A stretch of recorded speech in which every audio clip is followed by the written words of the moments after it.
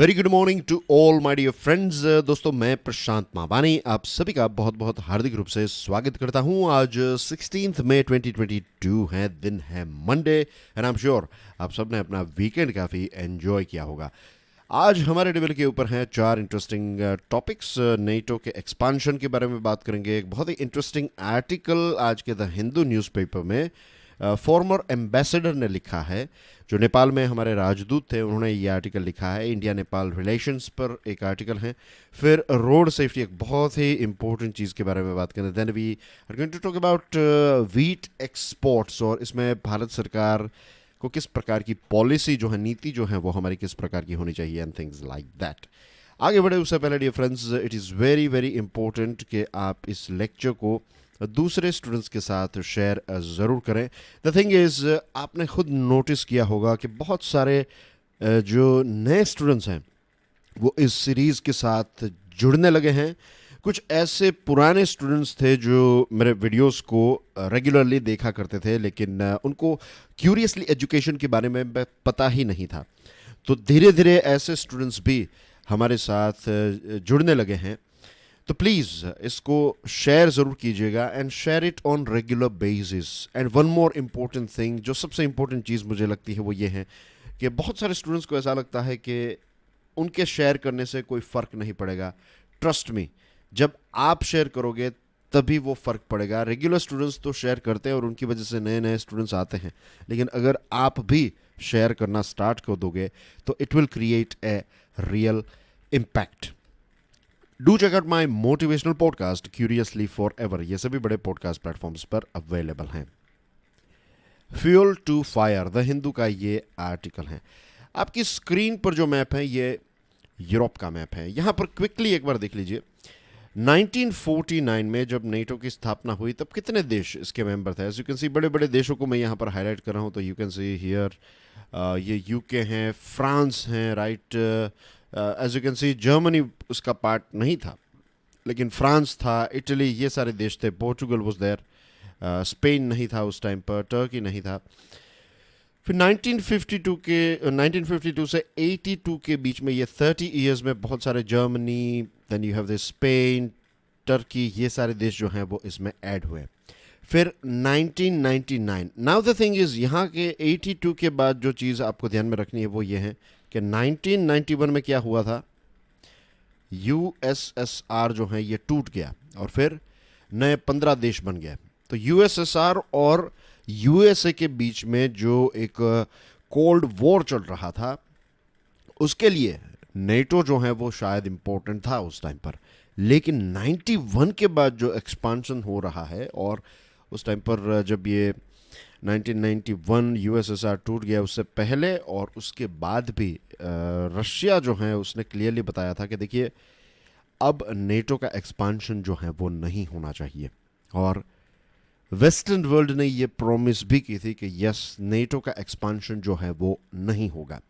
यहाँ पर मैं किसी एक देश या फिर लेट्स से रशिया की हम तरफदारी नहीं कर रहे हैं, ना तो हम यूएसए और दूसरे देशों को कंडेम कर रहे हैं। रियलिटी ये है कि दोनों ने कुछ कुछ गलतियां की हैं, लेकिन नेटो का जिस प्रकार से एग्रेसिव एक्सपांशन हुआ है, और रशिया के लंबे समय से वार्निंग दे रहा है कि देखिए, आप ऐसा मत कीजिए, आप एक्सपांशन रोक दीजिए, ये वो एक्सेट्रा। रशिया ने बहुत सारी कोशिश भी की, बहुत सारी ताकत भी लगाई, पैसे दिए, ये वो एक्सेट्रा, जो कहते हैं ना, शाम दाम दंड भेद, ये सारी चीज़ें उसने ट्राई की।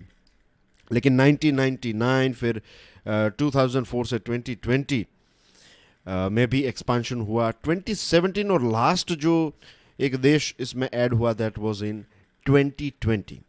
और अब बात ये आ रही थी कि यहाँ पर आप देख सकते हैं, ये कौन सा देश है? Ukraine, right. ये वाला जो येलो है, as you can see, this one I am talking about. तो ये, I write here U for Ukraine and G for Georgia. तो ये दोनों देशों को ऐड करने की बात आई। मीन्स यूक्रेन को जब ऐड कर, तो अब इससे पहले भी मैंने आपको बताया था ना कि ऑलरेडी यहाँ पर जो बॉर्डर हैं वो शेयर कर रहा है रशिया नेटो के साथ, यहाँ पर कर रहा है ये वाले देश। इन देशों को हम देखेंगे भी, इनके नाम भी देखेंगे, जस्ट आप इतना समझ लीजिए अभी कि ये सारे देश। And then you have Turkey as well, जो इसका पार्ट बन चुका है। तो यहाँ पर जो ब्लैक सी हैं, तो यहाँ पर आने जाने में बहुत प्रॉब्लम होता है, क्योंकि Turkey is part of NATO. तो एक तरफ पूरा रशिया जो है वो धीरे धीरे उनकी बॉर्डर्स पर नेटो आ रहा है। तो यूक्रेन जब ऐड करने की बात आई तो Russia was very strict about it. Russia ने बहुत ही क्लियरली बता दिया कि ऐसा नहीं चलेगा ये वो, और फिर फाइनली अटैक हो गया। अब बात ये आ रही है ना, आपको याद होगा कि हमने इसके बारे में बात की थी। आपकी स्क्रीन पर ये जो फ्लैग है ये फिनलैंड का फ्लैग है, और हाल ही में फिनलैंड के प्राइम मिनिस्टर और प्रेसिडेंट, जो अभी तक ये देश जो है ये सेकंड वर्ल्ड वॉर के बाद ये देश न्यूट्रल रहा है, और अब ऐसे न्यूट्रल देश का ये कहना कि वो अपनी सिक्योरिटी को ध्यान में रखते हुए नेटो में जॉइंट होना चाहता है, तो ये एक बहुत बड़ी वार्निंग है पूरी दुनिया के लिए। It's like a red flag.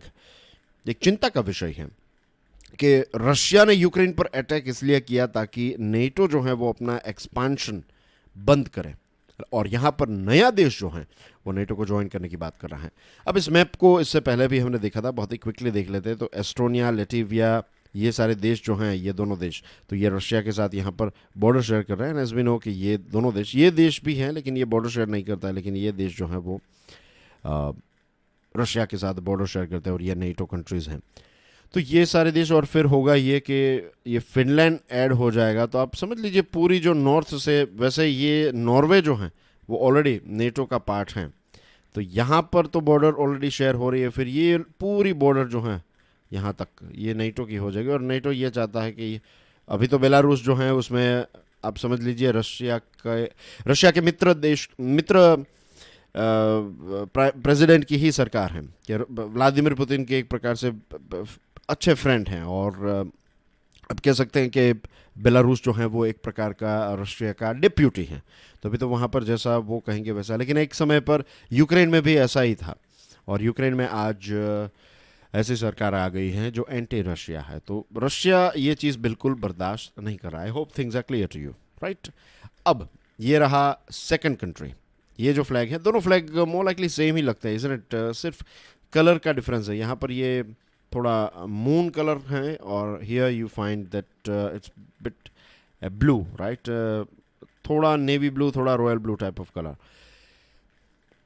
तो दिस इज स्वीडन। ये स्वीडन का फ्लैग है आपकी स्क्रीन पर, और पिछले 200 सालों से स्वीडन जो है वो एक न्यूट्रल देश रहा है, और अब स्वीडन ये कह रहा है कि अपनी नेशनल सिक्योरिटी और स्टेबिलिटी को ध्यान में रखते हुए, और बाल्टिक रीजन और नॉर्डिक रीजन्स जो हैं इनकी सिक्योरिटी को ध्यान में रखते हुए ये नेटो को ज्वाइन करना चाहता है। आपके लिए एक प्रश्न है, नॉर्डिक देश जो हैं, नॉर्डिक कितने देश जो हैं वो नॉर्डिक समिट में पार्ट लेते हैं? जो नॉर्डिक समिट होती हैं, तो या फिर नॉर्डिक देश की बात करें तो कितने देश जो हैं वो इनके पार्ट हैं? मुझे नंबर नहीं चाहिए, मुझे नाम चाहिए in the comment section. This is question number 1 for you. अगर ये दो देश नेटो को ज्वाइन करने की बात कर रहे हैं, और अगर ये ज्वाइन कर लेंगे, तो व्लादिमीर पुतिन की जो एक फॉरेन पॉलिसी, अभी तक की जो फॉरेन पॉलिसी है कि नेटो को कमज़ोर कर देना, तो ये कमज़ोर नहीं और ज़्यादा स्ट्रॉन्ग साबित होगा, और this is going to be a big setback. और इस चीज़ को डेफिनेटली व्लादिमीर पुतिन जो है वो कभी एक्सेप्ट नहीं करेंगे। अच्छी बात यह है कि नेटो में जो डिसीजन लिए जाते हैं ये यूनानिमस डिसीजन होते हैं, यानी कि जितने भी आपके मेंबर्स हैं, सारे के सारे मेंबर्स अगर यस कहेंगे तो ही एक नया मेंबर इसमें ऐड होगा। अगर एक भी मेंबर ऐसा कहेगा नो, तो फिर आप ऐड नहीं कर सकते। एंड फॉर्चुनेटली टर्की जो है उसने इन नॉर्डिक देशों को ऐड करने से मना किया है। टर्की ने ये कहा है कि इनको हमें ऐड नहीं करना चाहिए।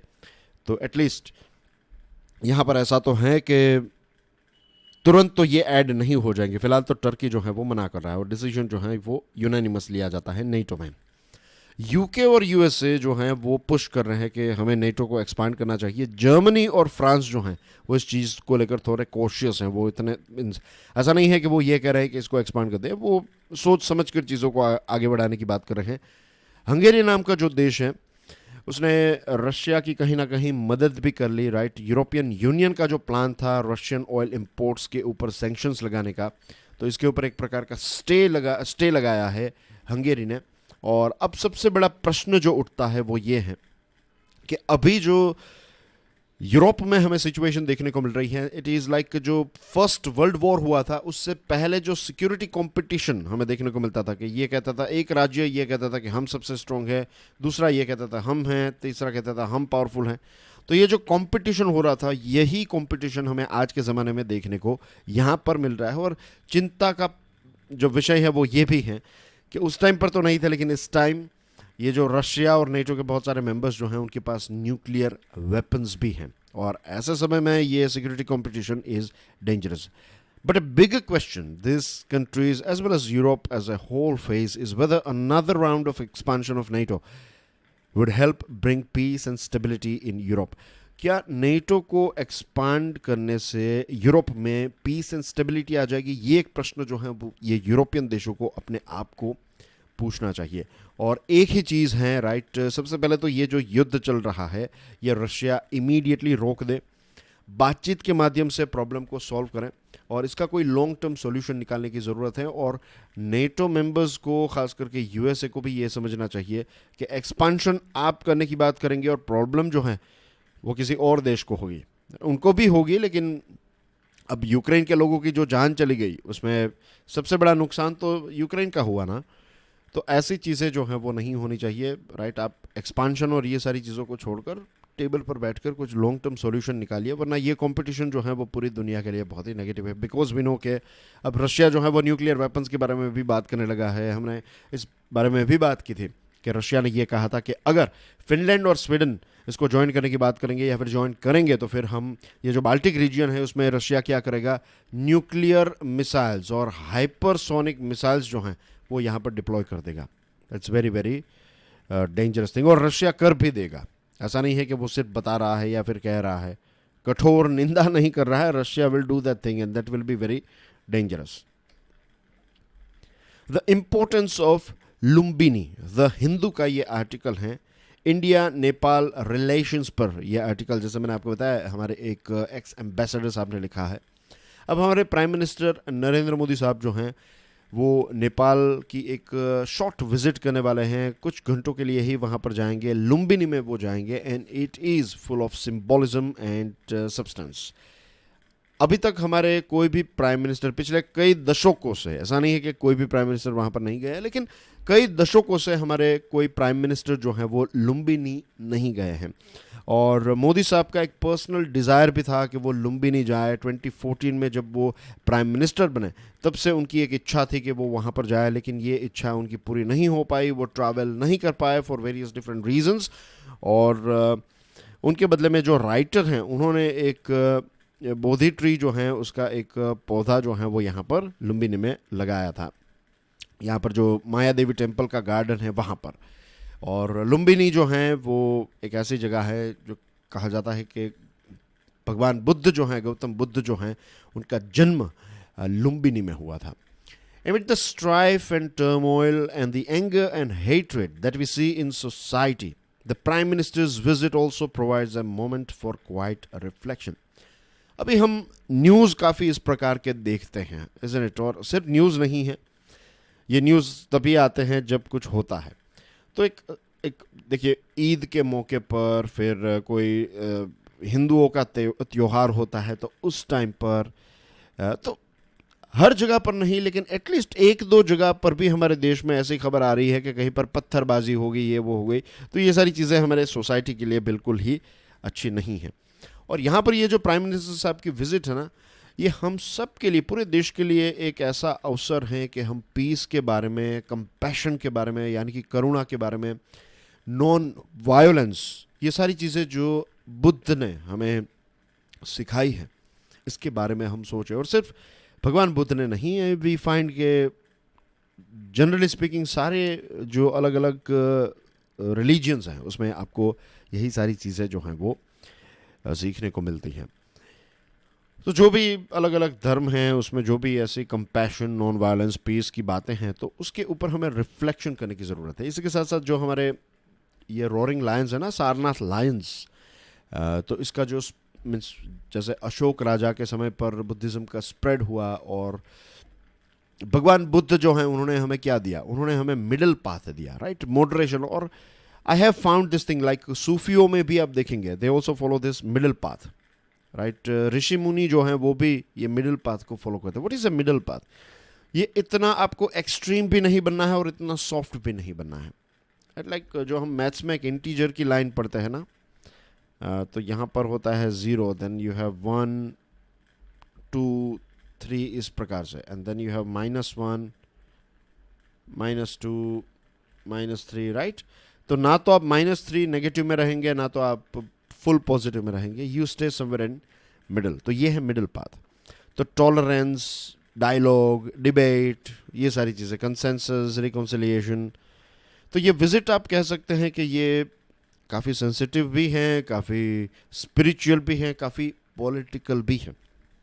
पॉलिटिकल इसलिए क्योंकि नेपाल के लोग जो हैं और नेपाल एज ए कंट्री जो है उनके लिए ये बहुत ही सेंसिटिव टॉपिक है। उनका कहना ये है कि लुम्बिनी में ही भगवान बुद्ध का जन्म हुआ था और कोई देश ऐसा कहेगा कि नहीं वहाँ पर नहीं हो रहा था, तो ये अपने आप में नेपाल को बहुत ही गुस्सा आएगा, नेपाल नाराज़ हो जाएगा। और जब प्राइम मिनिस्टर नरेंद्र मोदी साहब लुम्बिनी को विजिट करते हैं, दैट इटसेल्फ इंडिकेट्स कि भारत जो है वो ये मानता है कि लुम्बिनी में ही भगवान बुद्ध का जन्म हुआ था। इसलिए एक प्रकार का भारत ऑफिशियली भले ही बोले ना बोले, लेकिन एक सिंबल किया जाता है, यही जाता है। ये स्ट्रेटेजिक विजिट भी है क्योंकि चाइना का प्रेजेंस जो है वो लुम्बिनी में काफ़ी ज़्यादा बढ़ चुका है। वहाँ की जो सबसे बड़ी मोनेस्ट्री है, जो मठ है, ये चाइना ने स्पॉन्सर किया, चाइना ने इसको बिल्ड किया है। इसी के साथ इंटरनेशनल जो कॉन्फ्रेंसेस होती हैं बुद्धिज़्म पर, तो ये स्पॉन्सर और सपोर्ट जो है वो चाइना करता है। और कोविड के पहले के आंकड़ों को देखेंगे तो चाइनीज़ टूरिस्ट जो है वो लुम्बिनी में बहुत ज़्यादा हमें देखने को मिलते थे। चाइना ने कोई कसर नहीं छोड़ी है, right. China has left no stone unturned, जो कहते हैं ना कि जितनी कोशिश थी वो पूरी कोशिश कर ली है। बुद्धिज़्म का जो सॉफ्ट पावर है, व्हाट इज सॉफ्ट पावर? देखिए, एक होता है हार्ड पावर। हार्ड पावर में आपकी मिलिट्री स्ट्रेंथ और ये सारी चीज़ें। सॉफ्ट पावर में आपके रिलेशंस, लाइक कौन सी ऐसी चीज़ है जो नेपाल और इंडिया को कनेक्ट करती है? तो एक है हिंदुइज्म, फिर ये कहते हैं कि माता जो सीता हैं उनका जन्म हुआ था नेपाल में। Then we have Buddhism, right, Gautam Buddha, Lumbini. इसके अलावा दोनों देशों के बीच में जो इतिहास है, मिलिट्री रिलेशन है, जैसे कि हमारे देश में गुरखा रेजिमेंट है। देहरादून और उन एरियाज़ में आप जाएंगे, देन यू विल फाइंड के कितने सारे रिटायर्ड हमारे जो आर्मी के पर्सोनल हैं वो वहाँ पर रहते हैं, और उसमें से आपको ज़्यादातर जो हैं वो नेपाली लोग देखने को मिलेंगे। और फिर रोटी बेटी का रिलेशनशिप है, यानी कि हम फूड, कल्चर, ये सारी चीज़ें सेम है, और मैट्रिमोनियल रिलेशन भी है एक दूसरे के साथ। तो ये हमारा सॉफ्ट पावर है। वैसे ही बुद्धिज़्म जो है वो चाइना में, Japan, then you have Vietnam, Thailand, Indonesia. Indonesia वैसे एक मेजॉरिटी मुस्लिम कंट्री है, लेकिन इंडोनेशिया, मलेशिया, ये सारे देशों में आप जाएंगे। Of course south Korea. तो ये सारे देशों में बुद्धिज़्म जो है वो काफ़ी ज़्यादा स्प्रेड है, राइट। इसका एक रीच है। और वहाँ के लोग, श्रीलंका, तो ये सारे देश के लोग जो हैं वो हर साल भारत की यात्रा पर भी आते हैं। भारत के पास बहुत सारे ऐसे लोकेशंस हैं, राइट। तो भगवान बुद्ध को जो एनलाइटनमेंट है वो बोध गया में हुआ था। उनका पहला सरमोन जो है वो सारनाथ में हुआ था, और उनका जो महापरिनिर्वाण ये कुशीनगर में हुआ था। इसके अलावा भी बहुत सारे ऐसे लोकेशंस हैं।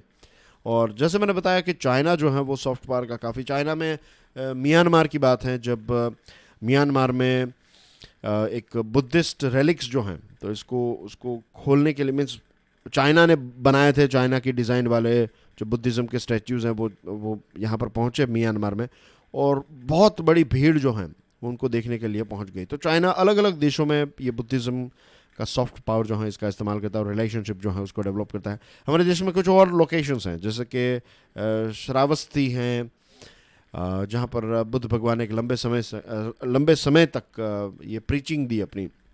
नालंदा है, देन राजगीर हैं। तो ये कुछ और लोकेशंस हैं जिनको हम इसमें ऐड कर सकते हैं। Unfortunately India remains largely unrepresented इन लुम्बिनी। लुम्बिनी की अगर हम बात करें तो भारत में बुद्धिज़्म का इतना इम्पोर्टेंस है और इतनी हिस्ट्री है, लेकिन लुम्बिनी में हम इतना ज़्यादा रिप्रेजेंटेड नहीं हैं। वहाँ पर एक छोटे से म्यूज़ियम को बनाने की बात थी, राइट, इंडिया की मदद से। वो भी चलो बन चुका है, लेकिन इसको अपग्रेड करने की ज़रूरत है, इसको आज के ज़माने का बनाने की ज़रूरत है। इसी के साथ जो साउंड एंड लाइट शो की बात जो हमने की थी वो अभी तक ख़त्म नहीं हुई है। तो इस प्रकार की चीज़ें, जैसे चाइना धड़ाधड़ वहाँ पर मोनेस्ट्रीज बना रहा है और बहुत सारी दूसरी चीज़ें बना रहा है, तो वैसे ही हमें भी ऐसी कुछ चीज़ें जो हैं वो वहाँ पर करने की ज़रूरत है।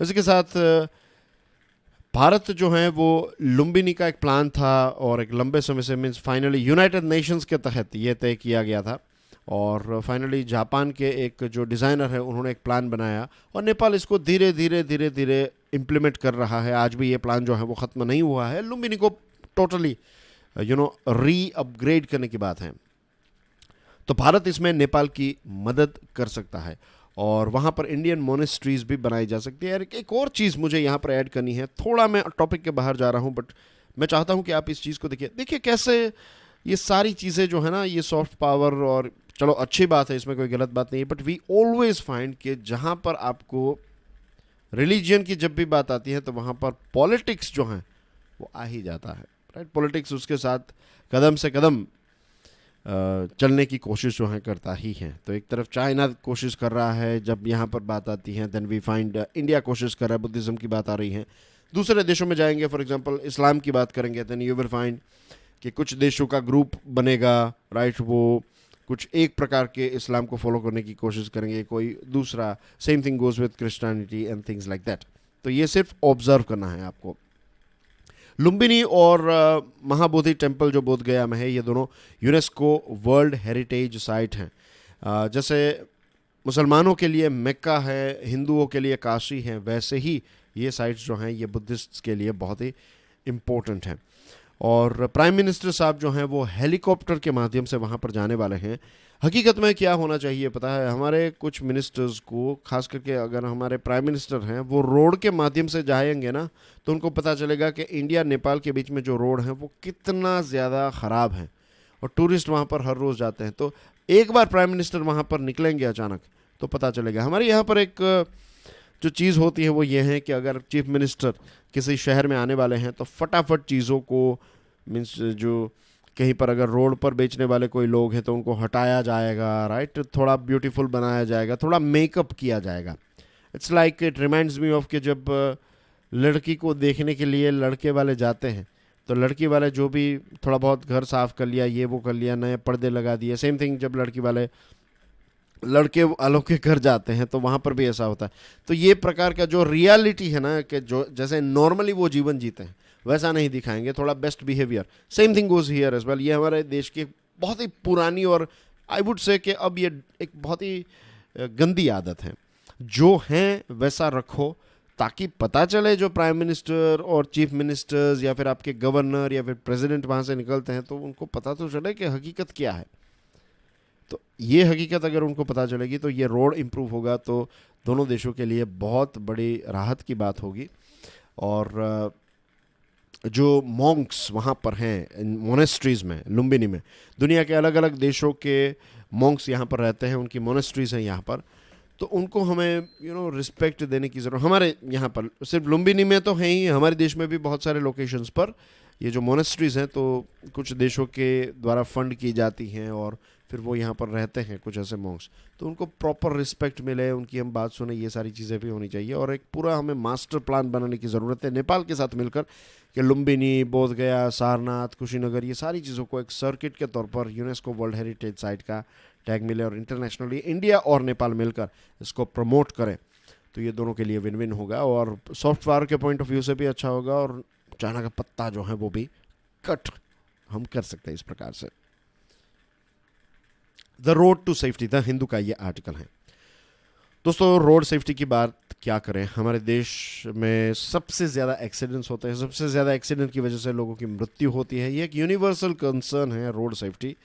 एंड अनफॉर्चुनेटली आज जब मैं आपसे बात कर रहा हूँ तो कल रात को ही मैंने ये खबर पढ़ी, ऑस्ट्रेलिया के एक जो क्रिकेटर हैं, I think Andrew Simon, right. मैं क्रिकेट का इतना बड़ा फ़ैन नहीं हूँ बट आई नो ये बहुत ही फेमस थे एंड्रयू साइमन। और मैंने मुझे कुछ विजुअल्स याद हैं उनके, जब वो बैटिंग करते थे, उनके वो कर्ली हेयर्स थे, हेलमेट के बाहर भी थोड़े थोड़े उनके हेयर्स निकलते थे, एंड थोड़ा एग्रेसिव भी थे, राइट। मुझे पता है, एक दो विजुअल्स याद आ रहे हैं कि थोड़ा बहुत उन्होंने झगड़ा भी किया हो, ऐसा कुछ याद आ रहा है। मीन्स झगड़ा इन द सेंस कि बातचीत, ऐसे बैट किसी को मार लिया ऐसा नहीं, बट ऐसे लाइक एग्रेसिव पोस्चर दिखाया एक्सेट्रा, तो ये चीज़ें याद है। But he was very famous, no doubt. और एनीवे तो ऑस्ट्रेलिया के थे और रोड एक्सीडेंट में उनका निधन हुआ है।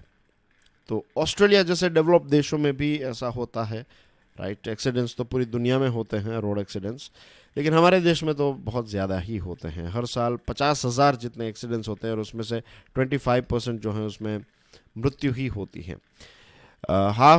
मोर देन हाफ, 50% से ज़्यादा जो है वो ओवर स्पीडिंग की वजह से होते हैं। 25% जितने जो हैं वो डेंजरस ड्राइविंग की वजह से होते हैं। पेडेस्ट्रियंस की काफ़ी ज़्यादा मृत्यु होती हैं, और वी नो के यंगस्टर्स मर जाते हैं इसमें, ब्रेड विनर्स मर जाते हैं, और इसका जो अपॉर्चुनिटी कॉस्ट है, इकोनॉमी को जो इससे नुकसान होता है ना, वो बिलियंस में है, और परिवार जो है वो भी डिस्ट्रॉय हो जाता है।